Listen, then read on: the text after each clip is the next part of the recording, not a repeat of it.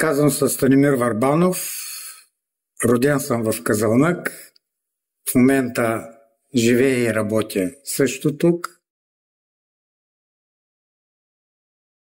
Едно културно-историческо наследство, бих казал, за града и за България.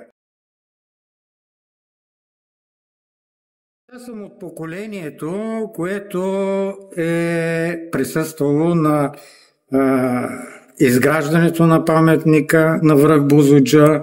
Видял съм го тогава, когато е било готово. Свидетел съм и състоянието, в което е днес. По време на създаването на този обект, може би това беше тогава най-големия обект, който се изграждаше в България. Технологиите, по които се изграждаха, бяха върхови технологии за този етап. Още повече, че моето семейство е пряко свързано с изграждането, тъй като баща ми е бил и е работил. Присъствал съм на първите взривови на обекта. След това, действително, този обект при завършването се посещаваше много. От цяла България ходиха там на екскурзии, ученици. Беше изключително посещаван. За съжаление, във времето той беше изоставен и вандализма оказа своя отпечатък. Аз много често се качвам горе на Бузлуджа, особено когато времето е хубаво.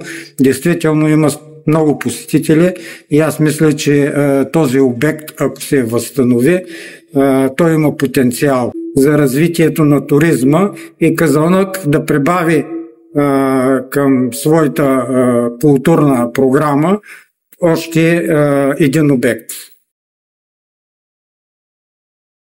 Аз споменах, че баща ми работеше на този обект и аз знам, че той беше, цялото ни семейство е живяло с изграждането му. Спомням се, например, една вечер към 11-12 часа се обаждат в къщи от обекта. Някаква страшна виелица беше. Трябваше баща ми да се качи горе на обекта. И ние, аз и майка ми се качихме в колата с него да пътуваме. Беше някаква невероятна виелица. Доста трудно се качихме горе на върха. А това беше през нощта, вече 11-12 часа. Може действително в един момент да се превърне, при реализацията да се превърне в един изключителен център на туризъм. Да не се натоварва политически. Това може да бъде един обект действително от национално значение, от който можем само да печелим не само общината, но и държавата. А за общината, мисля, че освен долината на Тракийските царе, освен Розовата долина, този обект само може да бъде едно допълнение към нейната богата култура, която съществува.